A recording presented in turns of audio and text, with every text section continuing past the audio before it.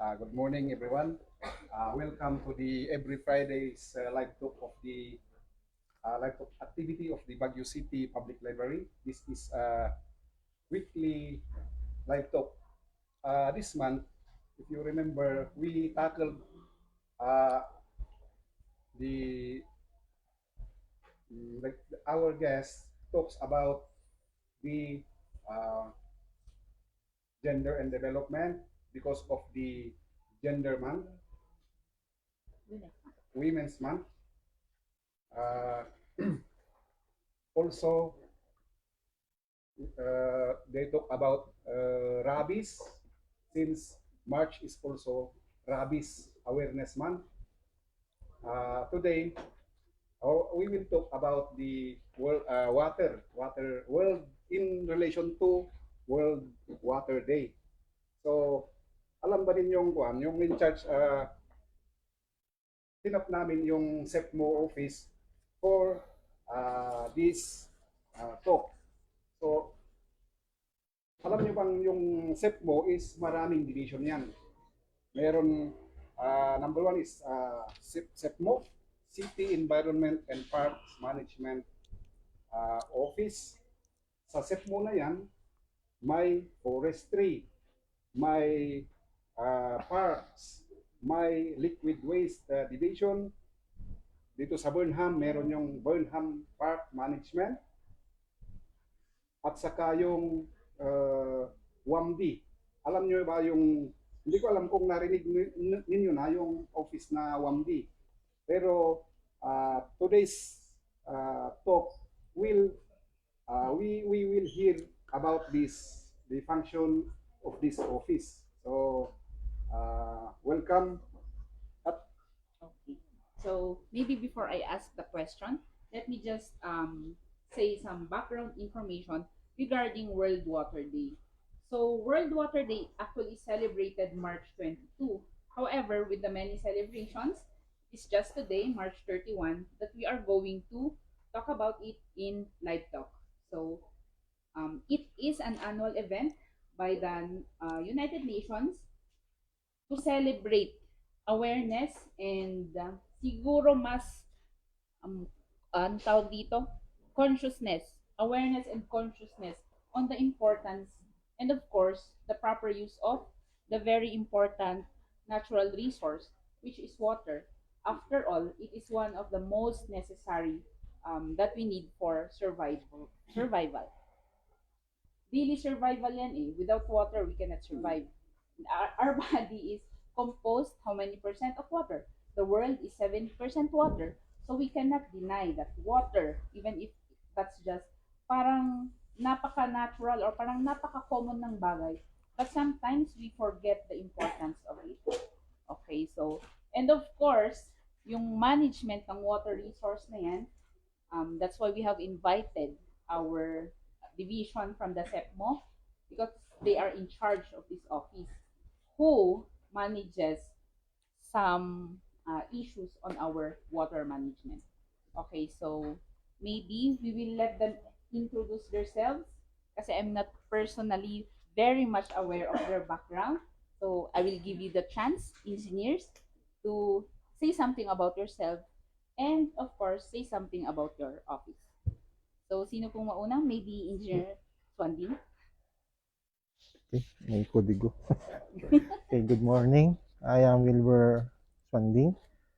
I am Engineer 4 of the Wastewater and Hazardous Waste Management Division of the City Environment and Parks Management Office. So the division was formerly called as Wastewater, Water Ambient and Management Division. So this division was only created in 2022.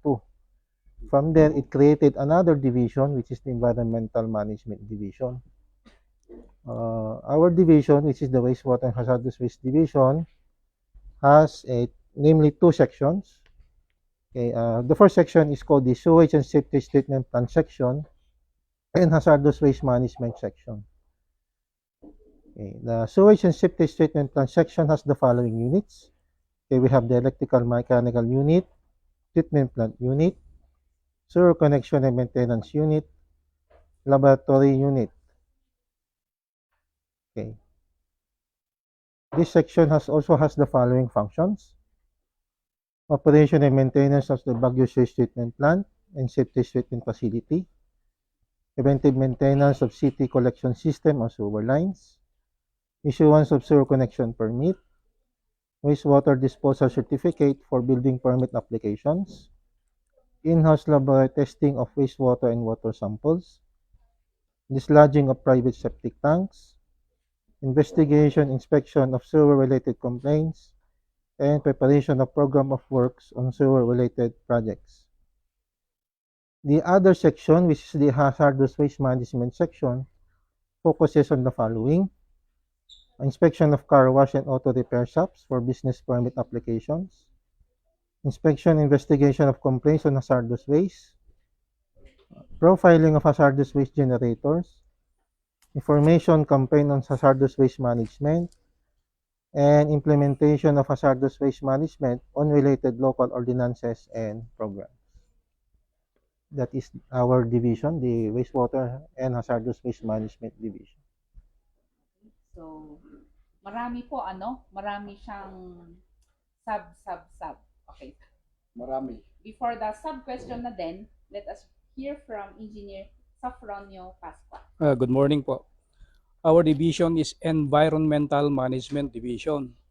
Dati po yan ay magkasama kami ni Engineer Swanding. But because for the preparation of the Mandanas ruling that the DNR soon will devolve to the local government, so we have to manage now the air quality, water quality, and part of the forest management. So ang air quality po, tayo po yung nag-i-implement ng anti-smoke belching campaign. So yung forest management naman, kung may mga illegal tree cutting, etc., part of our division, aside from forestry division, doon din po tayo tumutulong. So we'll go to the water quality management. Ang water quality management kasi, we are in charge of the inland waterways. Mhm. So,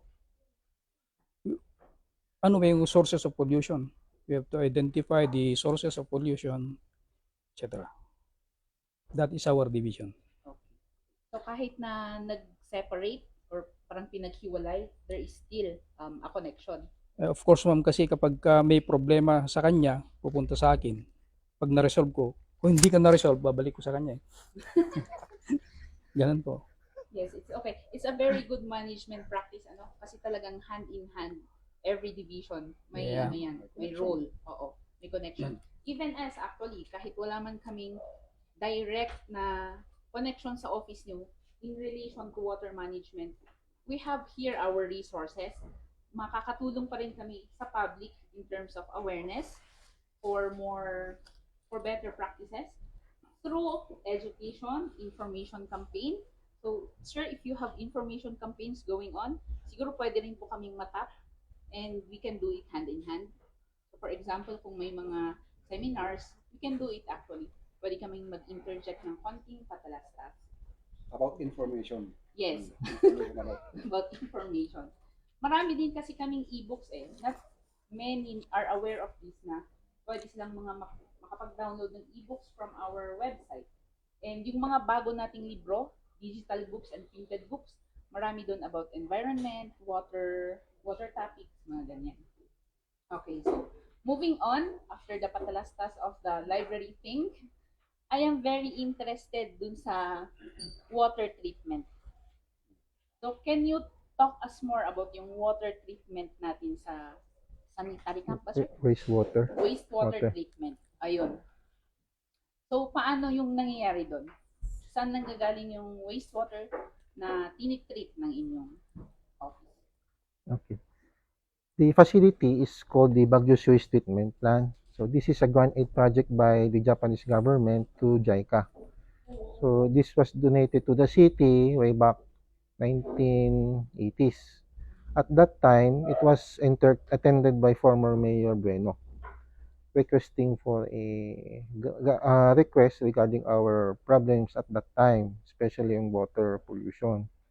So the Japanese government gave an assistance to the city and conducted a feasibility study. So from the study, they proposed for a treatment facility which is located at the North Sanitary Camp right now. So that is constructions commenced in 1985 and completed in 1986, and it was formally turned over in 1987. That is already during the time of Mayor Paraan at that time. So from there on, it was continuously managed by the city government. Okay, the project is worth about 6.7 million US dollars at that time. That is a granted assistance. After that, there is another assistance given in 1990s for the rehabilitation of the sewer network, uh, especially on the central business district. Doon nakafocus yung pondo. Then from 1990s onwards, city government already now manages the sewage system composed of the treatment facility and the sewer lines on sewer collection network. So continuous po yung paggawa ng program of work on sewer lines so as to enable houses and buildings generating domestic wastewater leading to the sewer lines for treatment at the Baguio Sewage Treatment Plant. So the treated wastewater is discharged to the Balili River. From there, it will proceed to La Trinidad, then Sablan, then La Union, then to the big water body or the ocean. So mostly domestic wastewater po ang treated, hindi po kasama ang industrial wastewater sa facility. So the sewage system composed of 65 barangays which are partially or fully connected to the existing sewer lines. The rest that cannot be connected, buildings are mandated to have their own private septic tanks and their own buildings within their area or their own barangay. Because some buildings cannot be connected due to the topography, accessibility, and some constraints on properties. So those can be accessible to the sewer lines are those only buildings that can be able to connect to the existing sewer manhole. Okay, so grant pala yon. So we had a help from the Japanese government pala. So thankfully that we were given that, at least we have a facility to treat wastewater. Because imagine kung wala tayong facility to treat wastewater, it will become really hazardous. Ano, engineer? Is that right? It would also reduce the generation of water pollution to the water body. So that's the point of the facility there. Yes. At least, yung galing sa atin, na-treat na, pag nirelease na sa Balili River, hindi siya ganon kadumi. Hindi na siya madumi. Yes, we have a standards that being followed to be complied under the DNR on the effluent standards. Mhm. So dapat papasya dun sa parameters na yun. Okay. So, yun. Parang pala, no? Sabi mo, engineer, 1980s. Yes, yung sir. grant. Before that, parang siguro malinis ang tubig ng Bagyo. O, kasi bakit kaya nagbigay yung JICA Yes, sir. ng grant na ganyan? Kasi noon wala, no? 1960s, 70s, wala yung ano yun? Wala yung sewer ba? Yung Sewer line. sewer line. Noon kasi ang naka-install na sewer lines is during the time of the American colonization. So mostly of the pipes there are concrete na existing. So hindi lang naayos, no? So, nagkaroon ng water pollution to the city. So doon po nag-arise na kailangan ng assistance para masolve lang yung problema. So engineer, okay. Engineer, sa front nyo, sinabi mo, may narinig ako kanina na inland water. Ano ba yung inland water? Okay.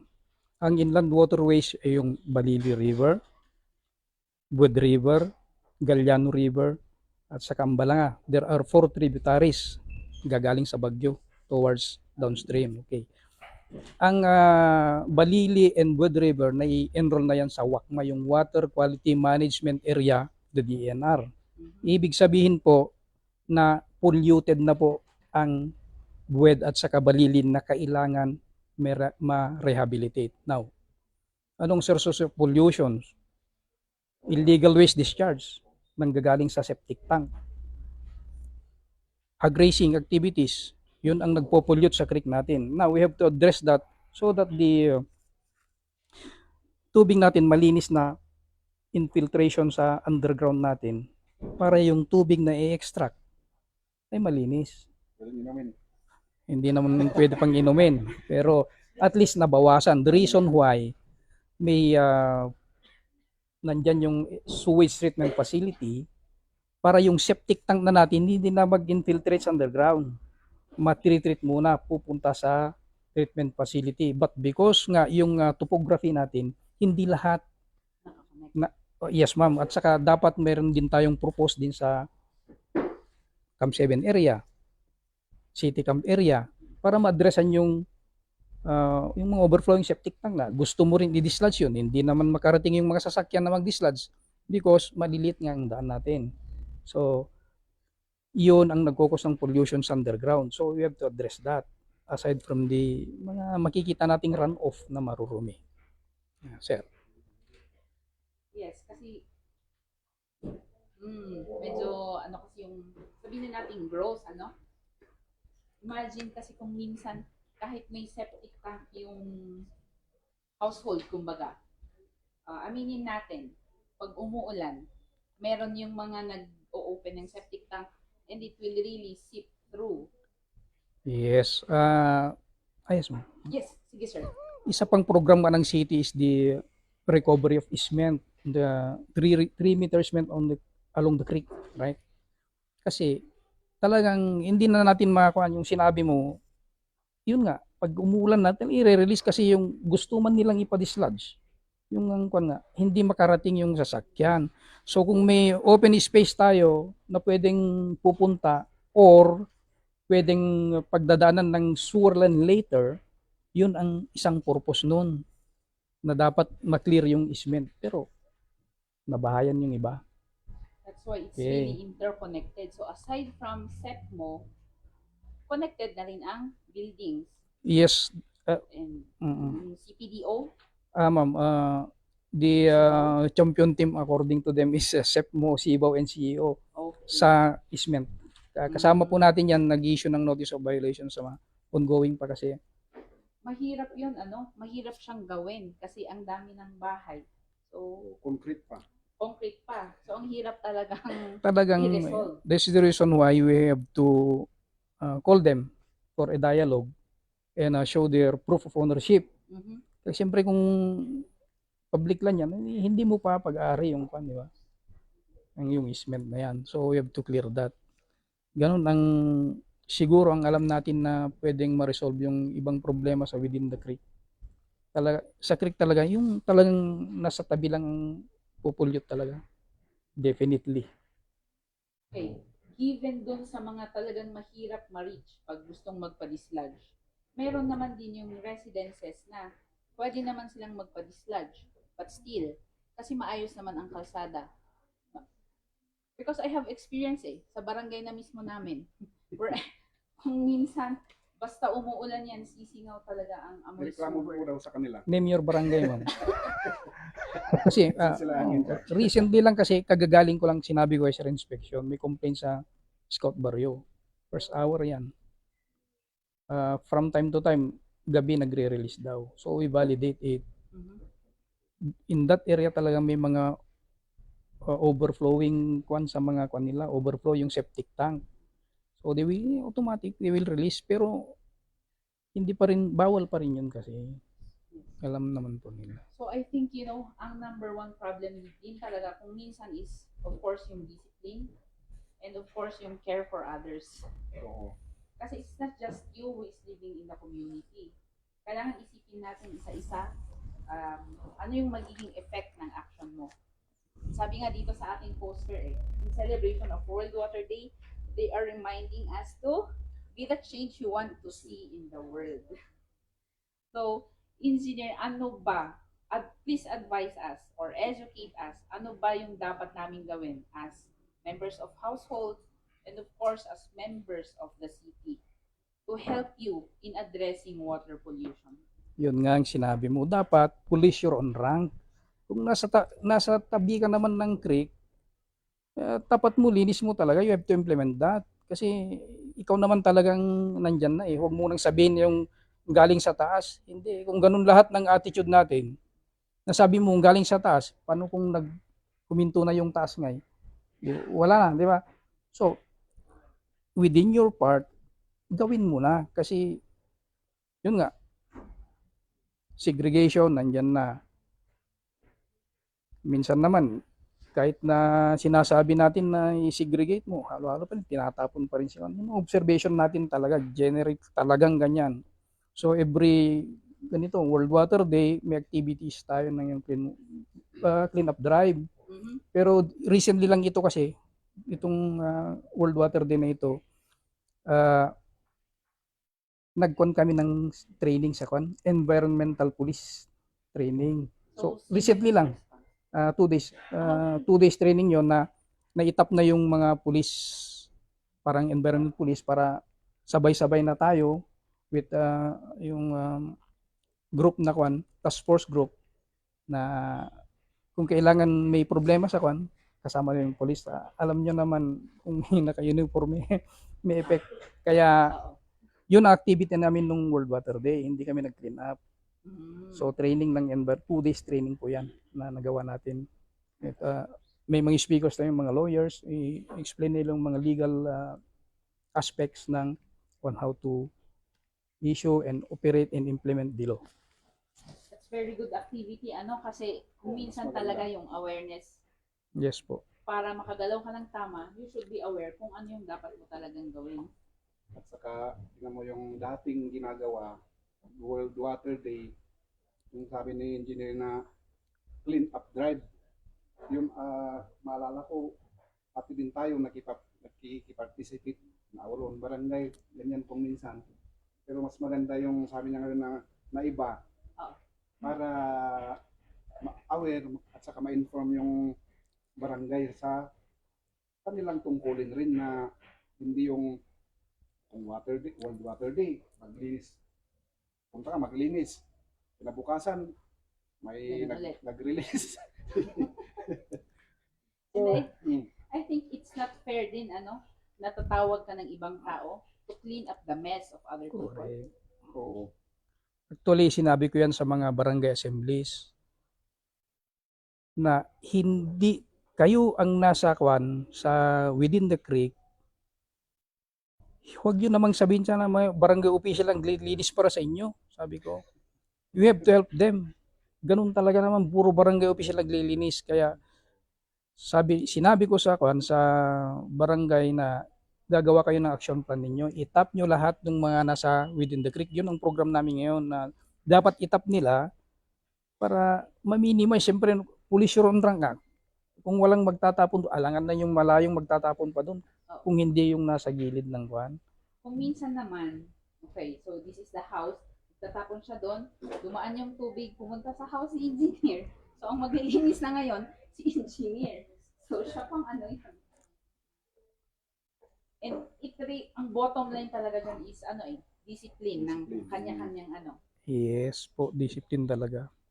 And do you think, sir, na dito sa Baguio, i-rank natin, 1 to 10, what is the level of discipline kaya ng ating citizens when it comes to that? Siguro kayong nag-o-observe ang mag-rank eh. Hindi kami eh. Sure. May ask si Ma'am. Yeah, but either of you engineers could answer my question. Kasi I also belong to a barangay, like your barangay, na kulang sa discipline yung mga constituents. Like for example, may nakikita pa akong isang anggulo, yung right of way na bahayan, kung kaya yung tatawagin sana namin na maglinis ng septic tank namin, hindi na makapunta kasi mismo yung right of way ay nabahayan na. I don't know kung anong ahensya ng gobyerno ang tutugon doon. So, because of that, yun nga, pag umuulan, hindi naman natin alam na we cannot point fingers kung sino yung, kung sino yung Mahirap din. nagbukas ng ilang septic tank because we cannot point fingers. So, is there a particular mandate for government, for barangay officials to take an action para matugunan po ito. Kasi yung mga, for me, my barangay captain is very busy. Kahapon nga, nandito sana siya sa seminar but she was not able to make it. Kasi ang dami rin nilang ginagawa and how many people are we in our barangay? Ang dami namin. Alangan namang isa-isahin kami yung aasikasuhin ng aking barangay captain. Hindi pwede yun. So, ano po kaya yung role ng barangay hall sa problema na existing problems anywhere in Baguio? Ganito kasi, Ako ikaw. The recommendation is for the barangays to come up with the sanitation profile or wastewater map. So that map points out the barangay map. Each barangay official, tatanungin niya ano ang sewage disposal system ng bahay. Is it a septic tank? Mostly septic tank. Saan siya located? Saan siya naka-discharge? Is it along the creek siya or along the road? Anong size ng tangke? Doon mo ma-identify kung yung bahay ay may septic tank o wala. So yun yung unang action plan ng isang barangay. From there, kung mayroong creek, tignan mo kung saan yung outlet. Ma-identify mo kung sino. Sino nagtapon. Kahit na magbe-blame tayo, yung database ng ginawang barangay, alam mo na kung sino yung nagtapon. Kung sila nasa creek, kasi lima sila, either sa limang yan ang nagtapon. Kasi outlet niya nasa creek. Kasi may database ka na sinong may-ari ng bahay, sino nakatira sa bahay, ito nakalocate sa banda ng property. That's one that barangay can do. Na parang management nilang wastewater systems ng barangay. Then, who are those connected to the sewer lines? Hindi na barangay. Saan sila nakatap na manhole? So, madidetermine mo yan. So, you cannot blame them kasi konektado sila. But for those who are not connected, those are the people na kailangan din bantayan yung building na yan. Is it the septic tank, is it both fully sealed yung bottom or not fully sealed? So, yun din ang titignan. So, kung di siya fully sealed, there's a tendency it will seep into the soil, it will cause leakage, seepage, matataman na yung kung meron mang groundwater, makontaminate. Kung wala, soil pollution ang bagsak mo. So, ma-determine mo yan kung pag lumalabas na katas ay black. Ibig sabihin, hindi siya fully sealed yung septic tank. Yung indication. yung concern mo na road right of way, sa city engineering kasi yan. Pero prior to may mga gumagawa na kasi ganyan, dapat sa barangay talaga. Barangay level dan, dapat ni-report na kagad kung may mga illegal structures na ginagawa kasi lahat naman ng gagawin natin may building permit ngayon. So in the first place sa barangay muna. Kung hindi sumulat ka sa barangay, parang hindi in action, pwede kang mag-direct sa offices or furnish mo lang yung offices. So they will take action. Ganun naman ang procedure.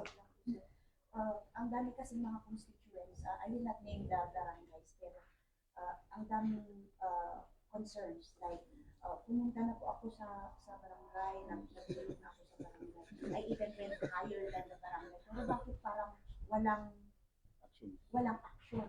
So, the suffering prolongs within the barangay because it's not being addressed properly. So, meron po bang pinipili? Meron po bang pinipili yung mga ahensya ng gobyerno na tutulungan? Kasi if you are a very small person and you are not prominent in the society, parang ikaw yung naiiwan.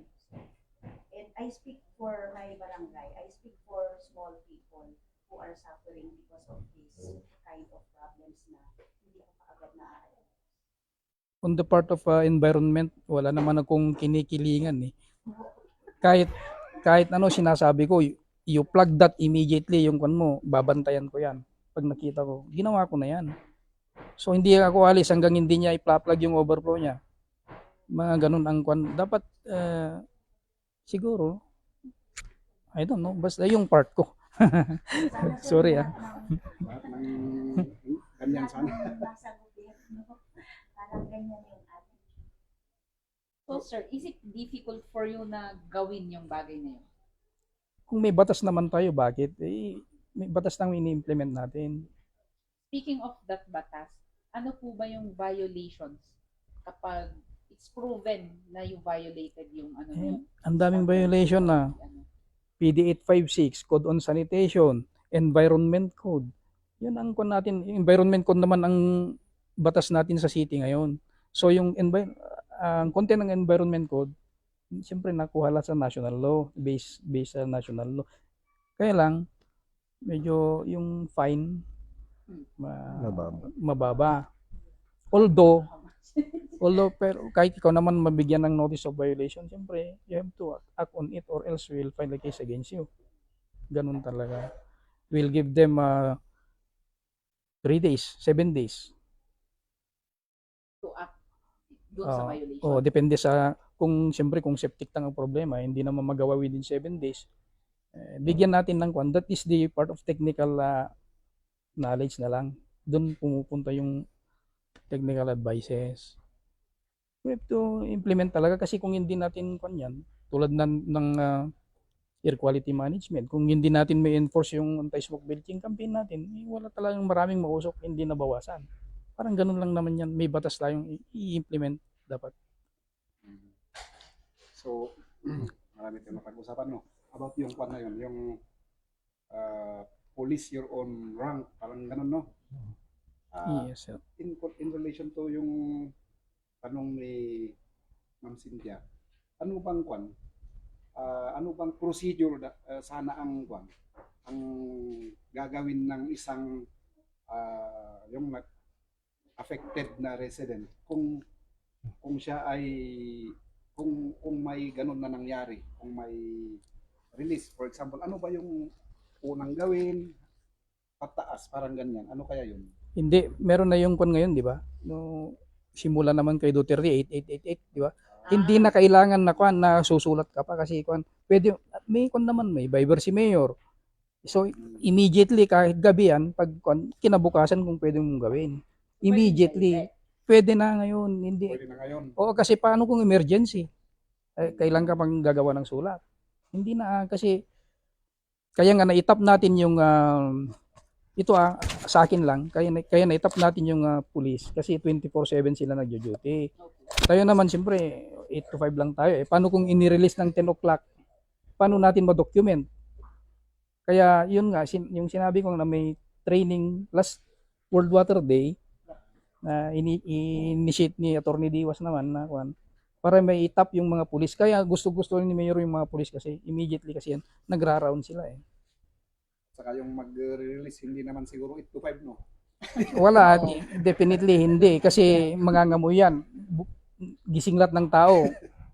Kapag kagabi, siyempre, close na, wala na. Oo, yun. Yun po.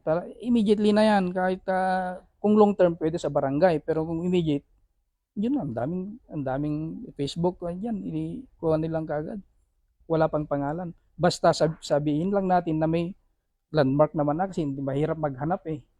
So, dito malapit sa bahay ni sir, ganito. Mga ganun. At least immediately na makikita namin. I really don't know kung bakit ginagawa yan. Knowing na yung talagang malakas na amoy from sewer lines is nakaka-apekto sa neuro. Public health concern ng mga yan. Public health talaga yan. Sa utak, sabihin mo na sa lungs, sa ilong.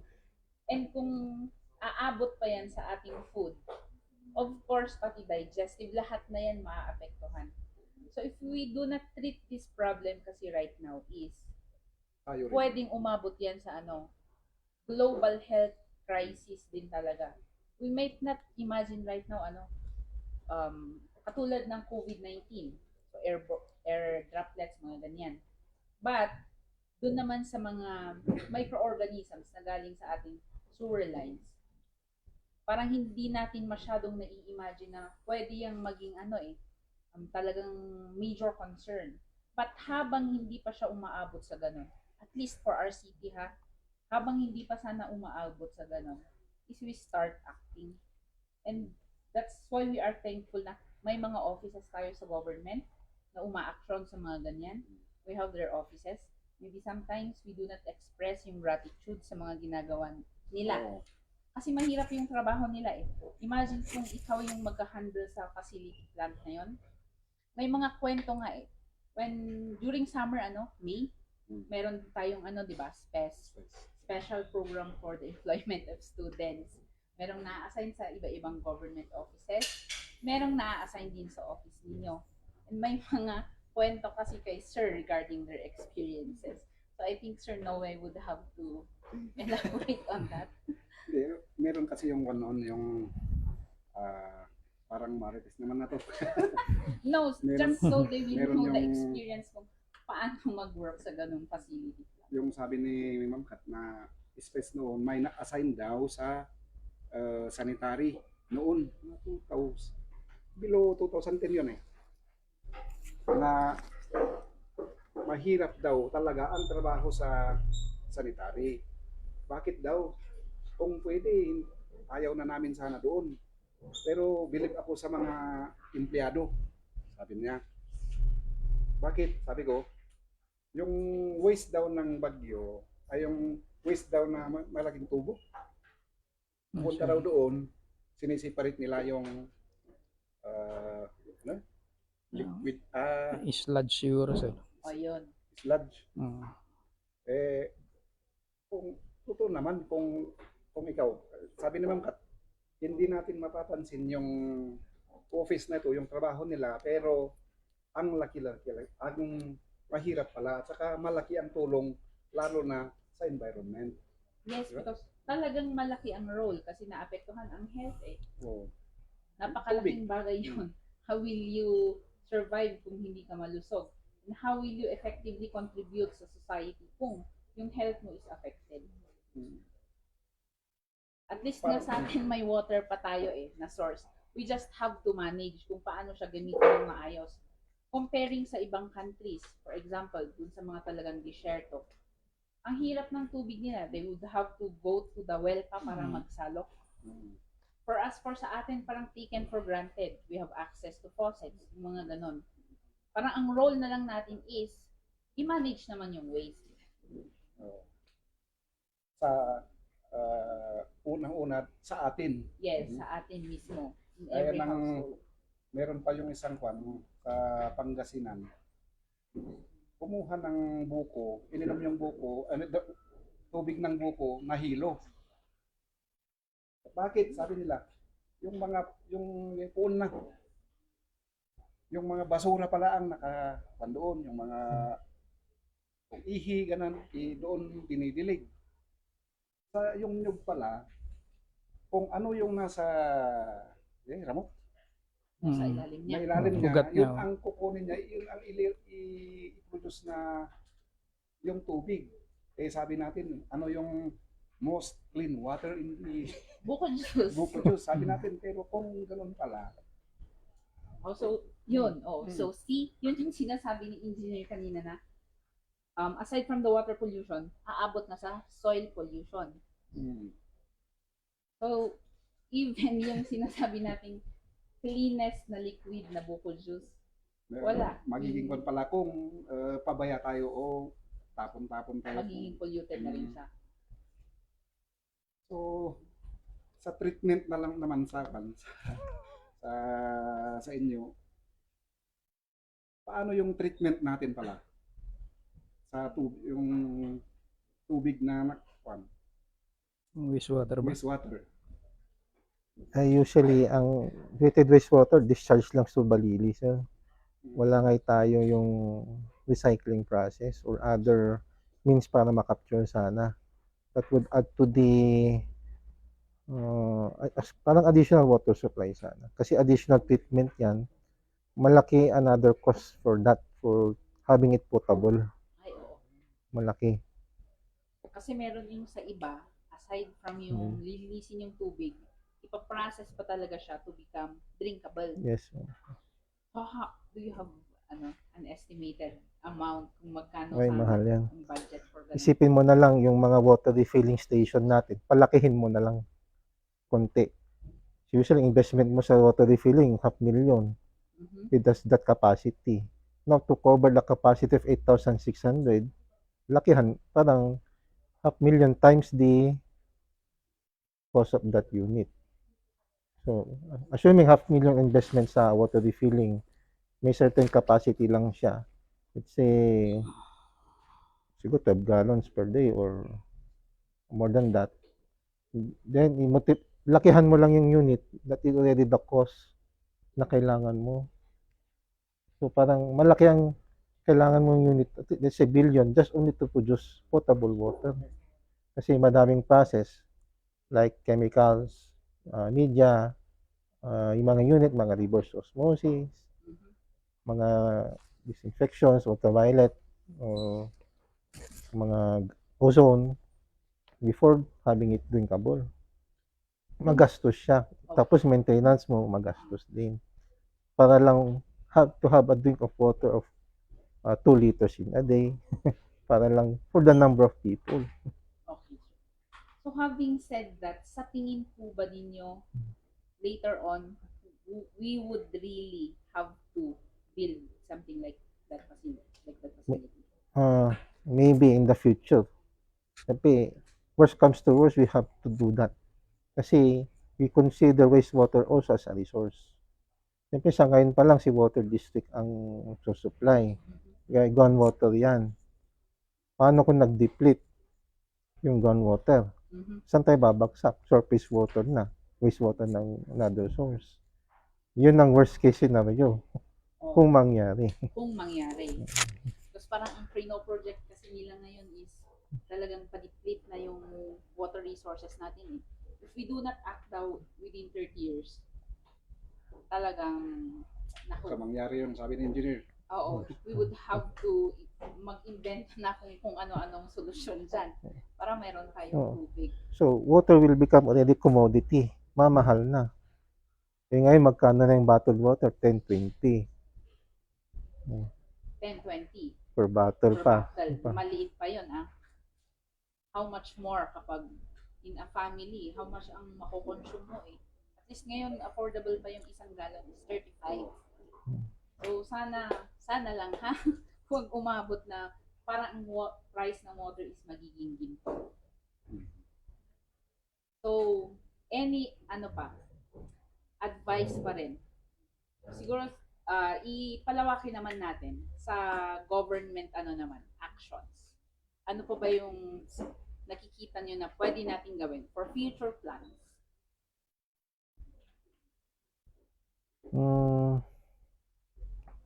Siguro, ang iwasan lang naman dyan yung ibalik sa dating quality yung river eh. Kasi during that time, 1970s, the Neri River is may mga fishes pa noon. At that time, pero ngayon, wala na. wala na. Good thing. Noon. It was clean at the time. Parang ang assumption kasi natin is noon mas malinis. In terms of environment, parang noon mas mapuno, mas malinis yung rivers. Pero, in this certain aspect pala, Balili River before has maraming pollutants. And then, ngayon wala siyang medyo nabawasan. Baliktad ha. Noon wala, di ba? Ngayon, Noon malinis. Ngayon madumi. pero may intervention siya ng government sa atin, di ba? Okay, muna. Kasi meron tayong yung Blue Walk Project. Ayun. Blue Walk Project. Oo, kaya hindi lang Green Walk, may Blue Walk na eh. Kasama natin yung planning, city planning. Ang purpose niyan is to rehabilitate the river system. Kung mapapansin nyo kasi yung mga creek natin na semento na, di ba? So wala nang infiltration. Wala nang magandang aeration ng tubig kasi wala nang yung self-purification ng tubig na yung dati ba, di ba, kung ma-aerate yung tubig, malilinis yung quality ng tubig natin. Now, kasi nasemento na yan eh. So, paano natin i-rehab? So, yung mga hindi pa na semento, pwede pang babakbakin siguro para may infiltration, hindi pupunta sa Nagilian River na yan kung puro semento eh, di ba? Wala na tayong recharge. Yan ang rehabilitation ng river system. So, meron tayong mga proposal dyan na project, nagsimula na yung isa. Kahit aeration man lang, at least ma-self-purify yung water natin, wastewater natin. Kasi yun nga, hindi natin makontrol yung mga wastewater na pumapasok for the meantime kasi yun nga, overflowing septic tank, etc. Kaya yun ang isang intervention natin. So kung ma-kuan natin, ma-recover natin yung mga easement na yan, doon tayo gagawa ng ah, projects na yung blue walk ng sinasabi. Parang ibalik sa dati yung Although hindi natin may balik sa dati, definitely. Hindi mo mabalik sa dati yan from 0 to 1. Talagang at least we can mitigate it. Parang ano, no? Pasig River. So talagang na-pollute, pero at least yun medyo Oo, hindi mo, you can, malinis na, because, pero hindi pa rin. oo, kasi hindi mo na may balik yung pollution equals population kasi yan. Ang taong pinanganak ngayon may waste na, di ba? Parang ganun yan. Hindi mo na, hindi na natin, no, may diaper na yan, may umihi na yan. Kapapanganak pa lang may wastewater generation yan. So, pollution equals population. Ayun. So isang bottom line ulit dyan, overpopulation. Oo, hindi naman pwedeng one child policy, di ba? bawasan ng population. Hindi naman Hindi. pwede. Talagang behavior talagang papasok dyan. Siguro kayo sir na puro librong nandito, baka iaisin yung behavior ng mga tao. Yan ang masasabi ko siguro kasi yun nga, kung hindi ka makatulong sa paglinis ng creek, huwag ka nang magtapon. Kasi kung hindi ka nagtapon, may naitulong ka na, di ba? Tulong ka pa. Ganun. Malaking tulong na yon. Opo. Ganun sana kayo, ganun sana ang IC na sa mga ginagawa natin pero hindi natin, siyempre 128 barangays with only 3 personnel casual. Casual pa. Casual pa yung Okay, Tama po. dumating tayo dyan. So meaning, Hmm. you lack personnel pa rin. Of course. So siguro ang wish din namin sa inyo, ano, lalo pang dumaki yung inyong division, you would have more employees para matulungan kayong mag-implement ng inyong projects, programs, and activities. Babalik tayo sa behavior dyan. Kahit iisang tao, kung yung tao na binabantayan mo, may isip, hindi masyadong kuhan. Di ba? Hindi kailangan ng, parang kumbaga, hindi kailangan ng sasaway or Kahit isang daan ng tao mo dyan, kung isang libong nagpo-pollute, paano mo maikon yun, di ba? So, bottom Parang- line behavior pa rin. Yes, sir. Disiplina talaga. so parang manirelate ulit to sa education system na. Oh, Talagang round na ata. Yes, there is really a cycle. Lahat talaga tayo is interconnected. And hindi ba natin naiisip na yung mga kasalanan natin kasi ngayon, tapon-tapon, nasisirang environment, sino ba ang magmamana niyan? future generation Pa rin talaga. ng future generation mo. Wala, mamamatay na kami later, hindi pa. Yung generation naman ang sinasabi yung future naman talaga. Hindi mo na, sa age natin ngayon, hindi mo na papakinabangan yung sinasabi mo. Yung mga anak na lang natin and to come. Ganun naman talaga. At least may pag-asa sila. Yes sir, kasi wala na tayo eh. Ganun yun. So right now, sila ang pag-asa natin for our future. Yung mga, kasi parang mahirap eh. Kahit i-wish mo man na sana later on maayos ang dadatnan nilang environment. So talagang ang reality is, imbis na ganon, constant degradation ng environment natin is nangyayari. So, Sarah, tingnan mo nga kung may tanong. Wala. Ay, salamat. Nasagot na namin yung tanong nila eh. Pero, regarding the wastewater treatment plant talaga, I think that's a very important, kahit mag-dwell lang tayo doon, that's a very important topic na malaman ng ating viewers. And sa tingin ko kasi hindi yun masyadong napag-uusapan eh. When we watch TV, medyo hindi ako nakakakita ng maraming release about sa mga bagay na gano'n. Kaya nga, ang wastewater, kaya nga makuha natin yung treatment facility para ma-reduce yung mga effluent ng mga septic tank under na pumupunta sa kuhan para igawin na kahit hindi natin 100% kasi yung topography nga ng city at least man sana for every river system. Siyempre pag ganyan yung bagyo, di ba? Dapat dito sa Balili meron na. Pero although hindi pa lahat nakakonek eh. Sa kabila wala pa. So doon tayo mag-concentrate sana para yung mga nandyan sa Bud River, sa Galliano River, sa Ambalang River, maano natin yung mga septic tanks nila na yun nga. Kaya ang problema, sir, budget. Ay, cool. Dagdagan niya ang budget. I think Cool. constant problem talaga yun. Every office. Yun talaga, limited kasi tayo ng budget naman kasi for every projects. So kung may mga siguro grant ulit, no? Kagaya nung binigay ng Japan, parang malaking bagay na naman yun for us. Precisely, sana. And speaking about that, maalala ko, meron tayong case dito sa Burnham Park. Diyan yung swimming pool, parang isang naging problema is nag-seep yung wastewater. Kaya hindi magamit yung ginawa na So they will have to remedy, Na raw yun eh. stop yung niya, operation.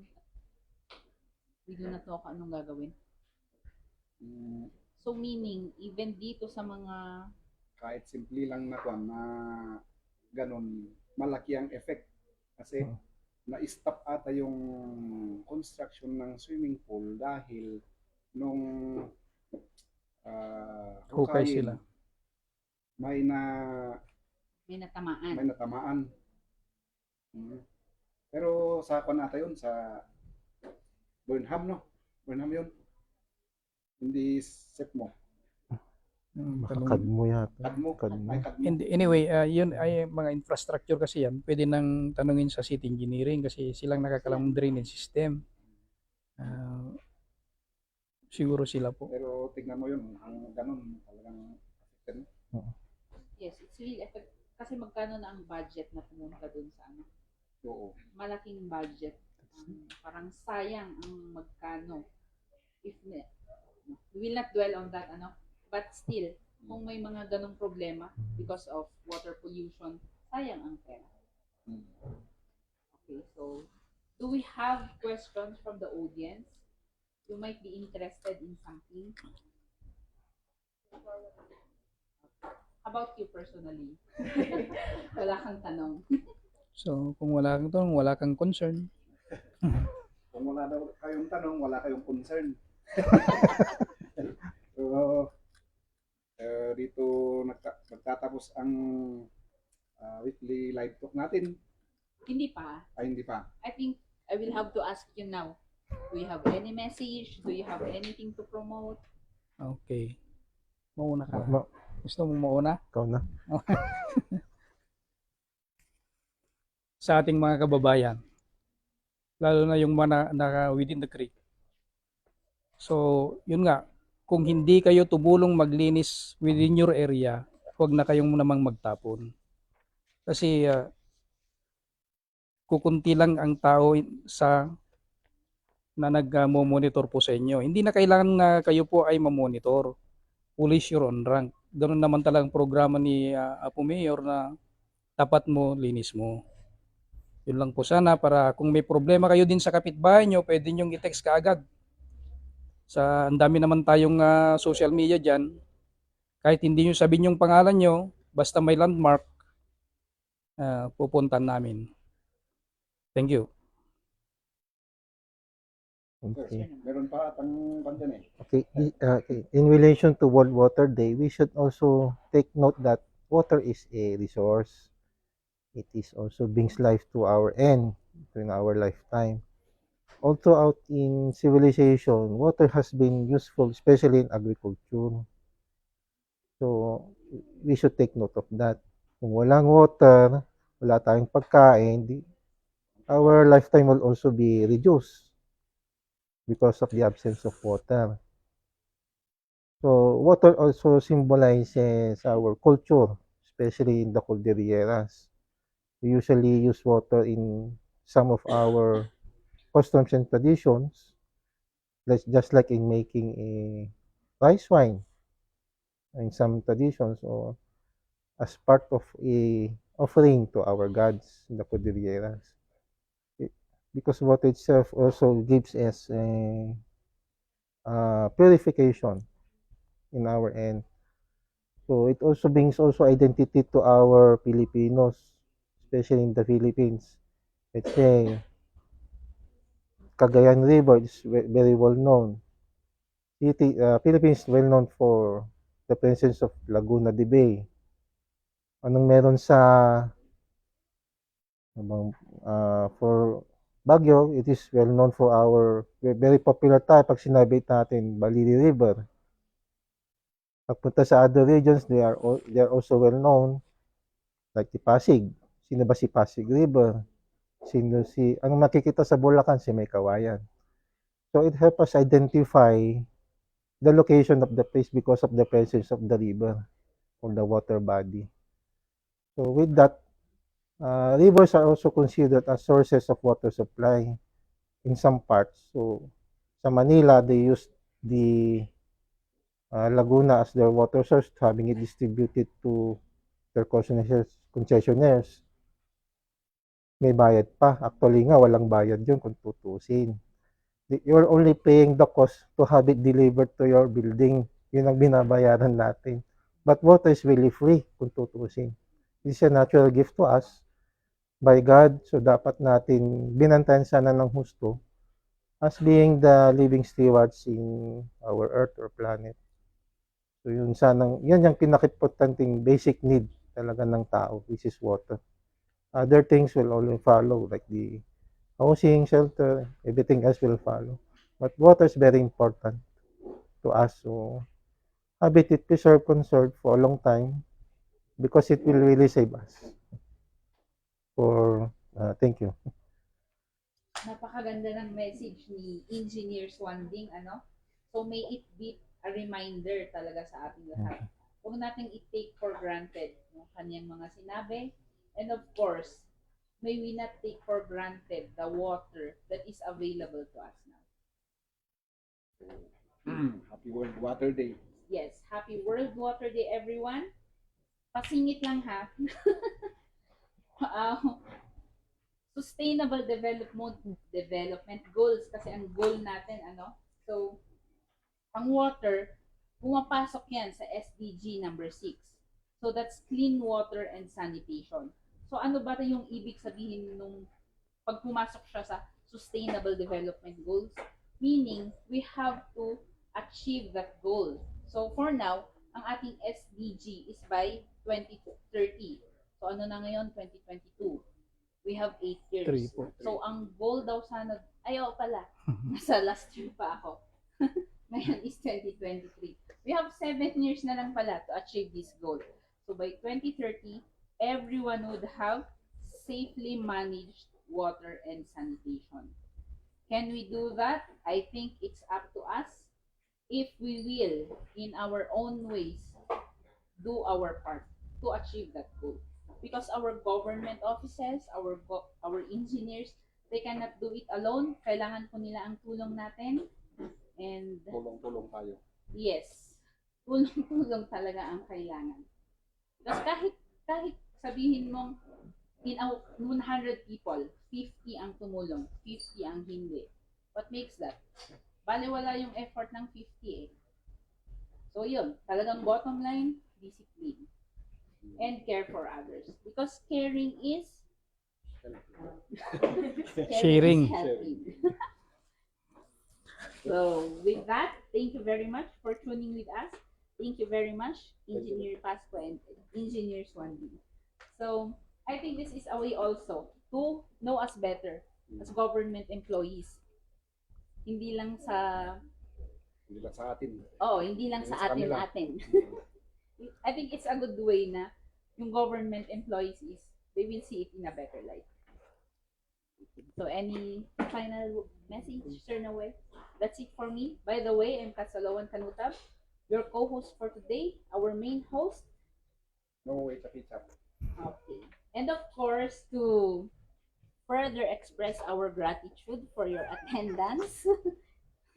Hindi naman po kasi mahirap na sinabi namin ngayon and they will attend today. Actually, short notice ito. Actually, Thank you so much. may prior appointment sila pero tinuna nila ito. Kaya thank you very much, engineers. Thank you, sir. Okay, so to award our token. Let me just read the citation.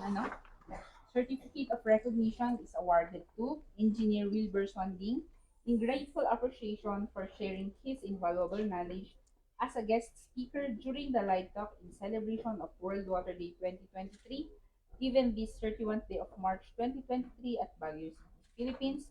Signed, Easter W. Pablo, our city librarian. So the same goes for Engineer Safronio Pasco. So please accept our token of appreciation. May dagdag sa PDS na type. Ay, sorry po.